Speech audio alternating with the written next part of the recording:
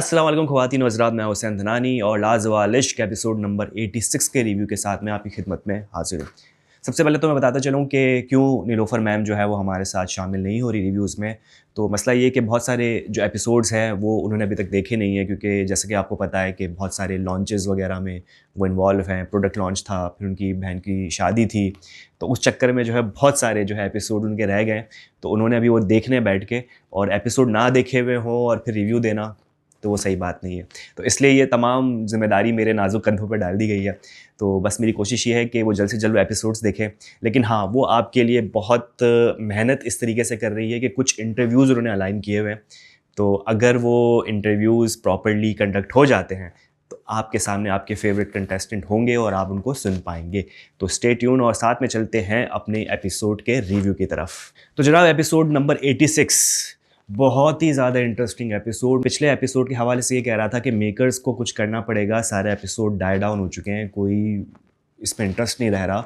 मतलब लग रहा है कि बस गुजारा जा रहा है और वही बातें वही चीज़ें। कुछ क्रिएट करना होगा, फ़न इसके अंदर कुछ स्पार्क लाना होगा। और मेरे ख्याल से मेकर्स ने मेरी बात सुन ली, या फिर एक पॉइंट पे मेकर्स ने खुद ने रियलाइज़ कर लिया होगा कि यार अब कुछ करना पड़ेगा, तो उन्होंने किया। और जो रूमर्स थे, जो हमने सुने थे, जो मैंने आपको बताया भी था कि हमने सुना था कि हमज़ा गुल और फातिमा वाइल्ड कार्ड एंट्री बनकर आएंगे, तो वो आ चुके हैं घर के अंदर। और जैसे ही वो सायरन बजे थे तो सबको ये लग रहा था कि शायद जो है कोई वीटीआर लगाया जाएगा कि किसी की पोले खुलेगी, लेकिन नहीं। हमज़ा अब्बासी वो मैसेज पढ़ते हैं बतूल के थ्रू, और बतूल वो टैब में पढ़ती हैं, जिससे पता चलता है कि पुराने कंटेस्टेंट भी आएंगे। अब वो जो मैसेज जो पढ़ा जा रहा था वो तो लग रहा था कि किसी ने जो है वो चैट जीपीटी से ट्रांसलेट किया उर्दू के अंदर। बड़ी अजीब सी उर्दू लिखी हुई थी, बहुत ही ज़्यादा खालिस उर्दू उसके अंदर लिखी हुई थी, जो सबके पढ़ने में नहीं आ रही थी और समझ में भी नहीं आ रही थी, क्योंकि हमारी आदत है कि हम इंटरनेट की उर्दू समझते हैं। ये वाला मामला हो चुका था वहाँ पर। लेकिन बात करते हैं आगे के, फातिमा और हमज़ा गुल की एंट्री हो चुकी है। अब ये मेरे ख्याल से घर वालों के लिए बहुत ज़्यादा अनएक्सपेक्टेड था, और घर वालों की रिएक्शन इस टाइप के थे कि सबके होश उड़ चुके थे, क्योंकि लग रहा था कि बस दूर दूर भाग रहे हैं सब उनसे। कोशिश उनकी ये थी कि इस कपल को जो है वो दीवार से लगाने की कोशिश की जाए, कोई मुंह ना लगाए, कोई बात ना करे। लेकिन चेहरे पे लग रहा था कि भाई आप बौखला चुके हो, आप नज़रें नहीं मिला पा रहे हो, जबकि आपके साथ गलत हुआ है ना। अगर आपका कहना ये है कि भाई हमारे बारे में फातिमा ने ये बातें की, मैनिपुलेट किया, पॉलिटिक्स खेली, गंदी गंदी बातें की हैं, गालियाँ निकाली मुँह से, तो आपको तो सीना तान के चलना चाहिए पूरे घर के अंदर। आप लोग एक साइड हो गए हो, वो बड़े मज़े से घर के अंदर बैठे हुए हैं, और सही किसी ने कहा था कि लग रहा था इनका घर है और आप जो है वो बेघर हो चुके हो।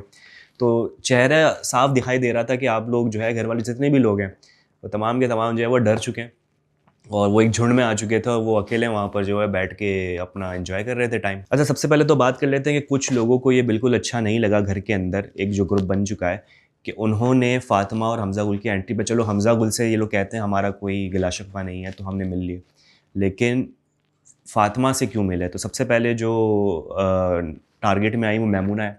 सबका यही सवाल है कि भाई हमज़ा गुल ने और फातिमा ने इतना बुरा आपके बारे में कहा है, आपकी मेंटल स्टेबिलिटी के बारे में जो है वो इतना इल्ज़ाम लगाया, आपका कैरियर इस पे तबाह हो सकता है, पता नहीं क्या क्या हो सकता है, तो आप जाके उनसे क्यों मिली? क्यों आपने उनको साइड हक दिया, या जो भी उनसे इस तरह से कैसे मिल सकती है?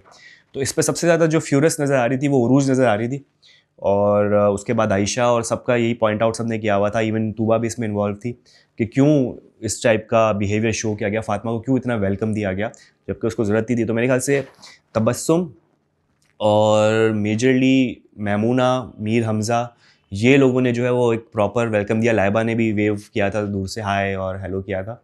तो ये कुछ लोग थे जो कि उन्होंने उनको वेलकम किया, और बाकी लोगों ने तो बिल्कुल मुंह फेर के निकल गए। अब मुझे समझ में नहीं आता कि भाई मैमूना को सब ने मिलकर जो ना टारगेट बनाना शुरू कर दिया ना, कि मतलब आप फातिमा का कुछ कर नहीं पा रहे हो, और फातिमा का गुस्सा जो है वो पूरा मैमूना पे निकाल दिया। मैमूना ने खुद ने कहा कि भाई मेरी पर्सनैलिटी नहीं है, बेसिक एथिक्स होते हैं, घर पे कोई आता है लाख इख्तलाफात, लेकिन ग्रीट कर देते हैं, वो उसकी तरबियत है, उसने कर दी, ग्रीट कर दिया। और उस पे आपको इतना बोलना भी नहीं चाहिए कि चलो जो भी हुआ उसके साथ हुआ, और वो बड़ा दिल रखकर अगर मिल रही है तो आप कौन होते हो उसको जज करने वाले। पूरा लग रहा था कि मैमूना के ऊपर टारगेट किया जा रहा है, नेक्स्ट एलिमिनेशन के लिए ग्राउंड जो है वो लेवल किया जा रहा है कि हाँ यार, अब इस बेसिस पे जो है वो मैमूना को फंसाया जा सकता है कि ये टू फेस्ड है। जबकि घर पे टू फेस्ड कौन नहीं है, पीछे से तो सब बुरा बोलते हैं, सामने सब अच्छे हो जाते हैं। उसने डायरेक्टली सामने आपकी चीज़ करके दिखा दी कि फातिमा को वेलकम कर दिया। तो आप लोग जो है वो उसमें नाराज़ हो गए। अब इस पे तो लग रहा था कि उरूज ने जो है ना, वो हमज़ा अब्बासी नहीं है घर का कैप्टन, उरूज कैप्टन हो गई। ये सबसे पहले जो है वो पार्लियामेंट बिठा ली और सबसे वोट्स लेना शुरू किए कि पता है कौन उसके आने से खुश है, कौन नहीं। उस पर भी तबस्सुम भाई ने उसको बोला मैं खुश हूँ क्योंकि मैं अपने सारी चीज़ क्लियर करूँगा। वो थोड़ा सा क्वेश्चन ख़राब कर दिया उरूज का तबस्सुम भाई ने। लेकिन ये कि लग रहा था कि पूरी एक जो है ना, जनरल साहब बैठे हुए हैं, मीटिंग कंडक्ट की हुई है और अभी पोस्टमार्टम होगा मेमूना का कि भाई तुमने किया कैसे ये, चलो भाई निकलो हमारे ग्रुप से, दर बदर करते हैं तुम्हें, घर से निकालते हैं। सारा गुस्सा जो फातिमा का था आज मेमूना पे निकलने वाला था, और मेमूना ने बड़ा अच्छी तरीके से संभाला। उसको संभालने की कोशिश तो मीर हमज़ा ने दी, वो बहुत ज़्यादा आर्ग्यू कर रहा था लेकिन वो बेसलेस थी, क्योंकि असल जो जवाब लोग चाह रहे थे वो मेमूना से चाह रहे थे। तो मेमूना ने बड़ा सिंपल बात कर दी, एथिक्स की बात कर दी और किरदार की बात कर दी कि भाई मैं इस तरीके से नहीं कर सकती। और दूसरी चीज़ ये कि बहुत सारी चीज़ें जो हुई है वो ऑफ कैमरा हुई है। क्या मेमूना ने मुंह से सुना हमज़ा गुल को कहते हुए किसी को कि भाई इसका मेंटली कोई इशू है? ना मेमूना ने फातिमा के मुंह से सुना, नहीं सुना।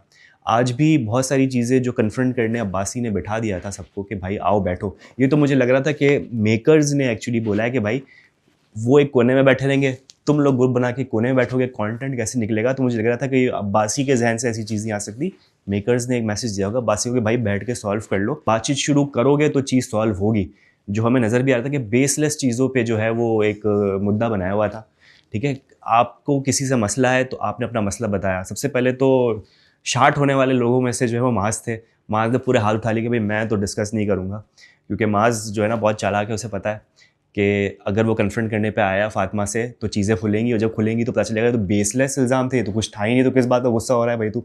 फातिमा तो बहुत ज़्यादा सपोर्ट कर रही होती है माज़ और तूबा को, तो वो बस रंग में रंग ढलने के चक्कर में एक ग्रुप बना हुआ है, और उनको पता है कि जब वो कन्फ्रंट करने बैठेंगे, जब वो पॉइंट आउट, जब वो बातें खुलेंगी तो पता चलेगा बेसलेस चीज़ें थी, क्योंकि ये ऑफ कैमरा बात हुई है और किसी के कहने पे हुई है। वो होता है ना चाइनीज़ विस्पर, इसने इसको बताया, इसने इसको बताया। तो माज़ ने तो अपने हाथ उठा दिए कि भाई मैं तो बात ही नहीं करना चाह रहा।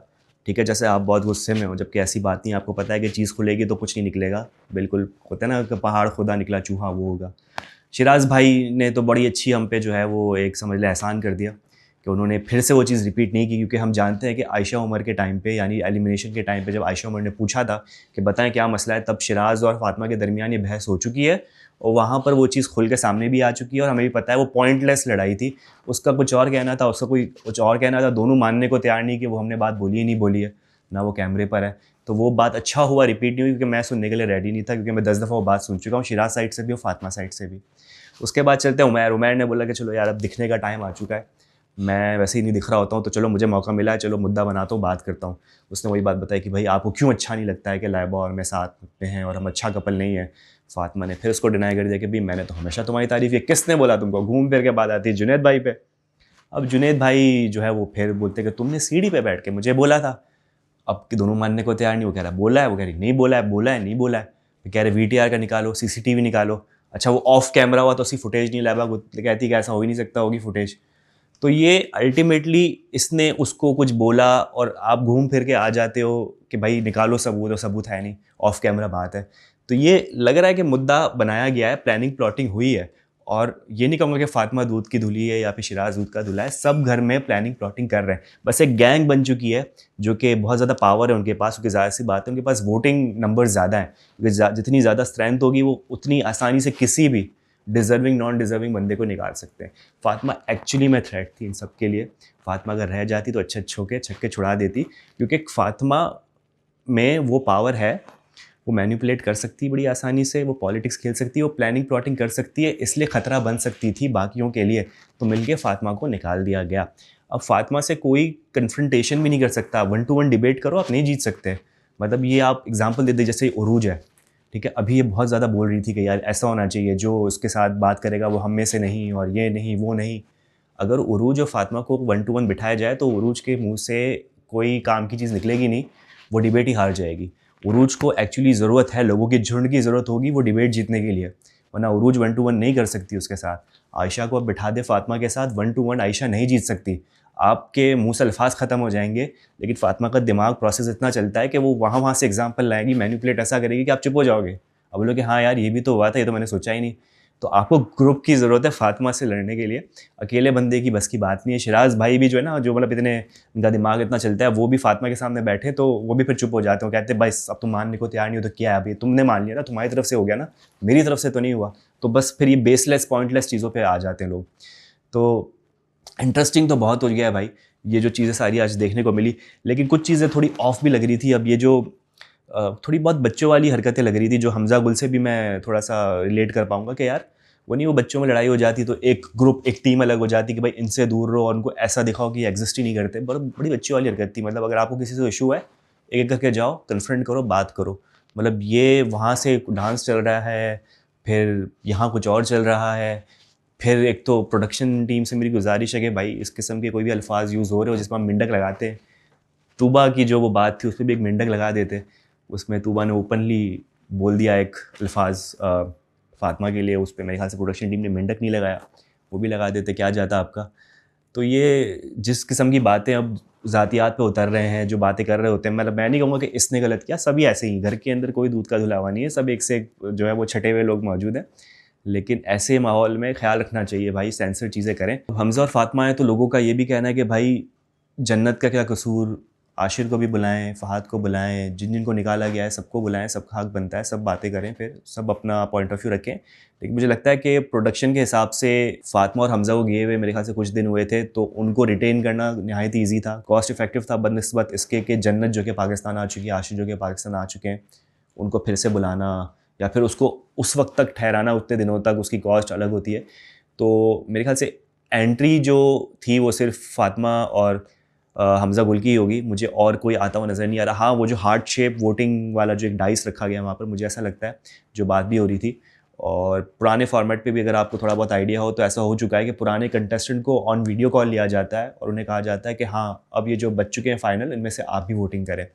तो तब मुझे लगता है कि वीडियो मैसेज के थ्रू या वीडियो कॉल के थ्रू फ़हाद, आशिर, जन्नत और जो लोग एलिमिनेट हो चुके हैं 4 से 5 लोग, उनके वीडियो मैसेज के थ्रू वोट्स लिए जाएंगे और उस पर डिपेंड करेगा कि कौन जीतता है ये फॉर्मेट। हमज़ा गुल ने तो अपना ओपिनियन दे दिया है कि भाई मुझे जो है वो माज और तूबा, टॉम एंड जेरी लगते हैं, वो जीतते हुए नज़र आ रहे हैं, क्योंकि अप्स एंड डाउन दोनों हैं। बिल्कुल ही जो है वो प्लान्ड तरीके से कपल नहीं चल रहा जिस तरीके से हमज़ा, अब्बासी का और रूज का चल रहा है। तो ये इनका ओपिनियन था। तो आज तो गुल साहब भी जो है वो थोड़े से एज शेमिंग कर रहे थे शिराज के ऊपर, 40 साल का बुड्ढा, 40 साल का बुड्ढा। फिर अल्टीमेट ये भी कह रहे हैं, कॉन्ट्राडिक्टरी लग रहा था ना कि भाई बच्चे हैं, फिर 40 साल का भी कह रहे हैं। तो फातिमा रुक रही थी खैर कि भाई तुम इस तरह से नहीं करो, फिर फ़र्क क्या रह जाएगा हम में और उनमें, तो एज शेमिंग ना करो तुम।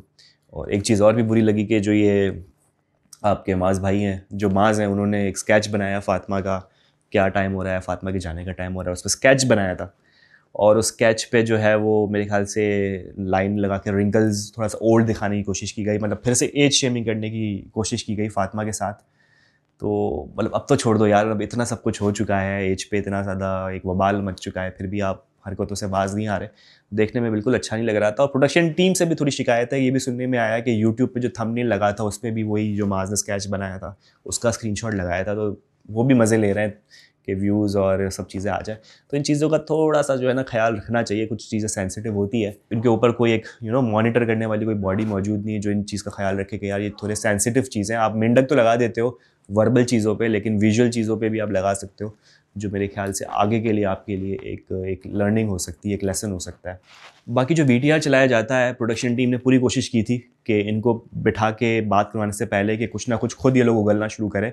वीटीआर इनका फेल हो गया प्रोडक्शन टीम का, जिन्होंने लगाया कि भाई अच्छा, जो जुनैद ने जो मजाक उड़ाया था फातिमा का, उसका फेस बनाकर मिमिक करके वो हम चलाएंगे तो शायद फातिमा कुछ भड़केगी, कुछ आगे से कहेगी तो जुनैद आगे से बोलेगा, घर वाले कुछ आगे से 2-3 चीज़ें बोलेंगे।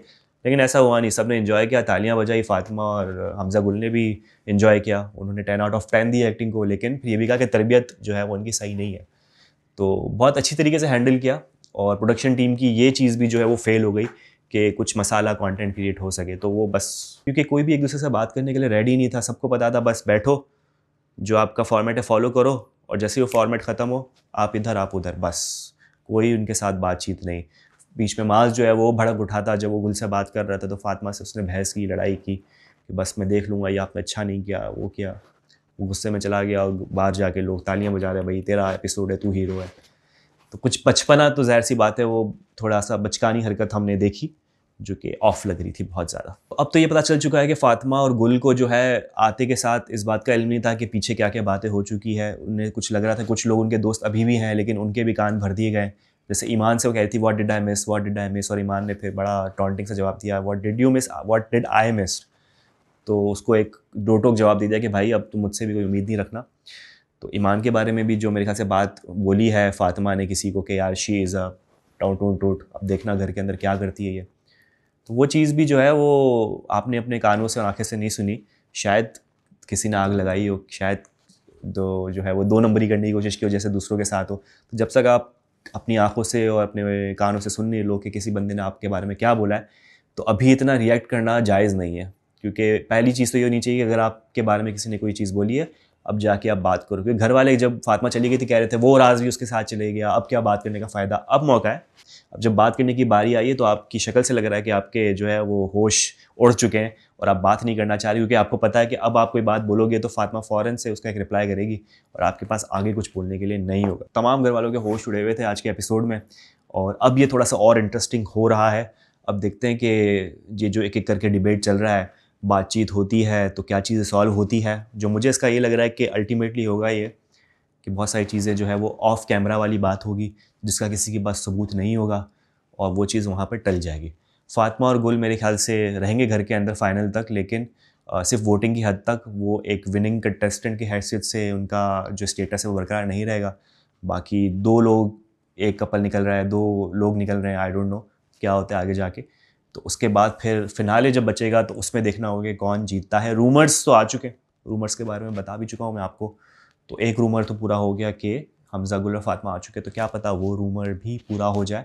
लेट्स सी क्या होता है, कुछ सच्चे होते हैं कुछ झूठे होते हैं, तो हमें बैठ के देखना है, एंजॉय करना है।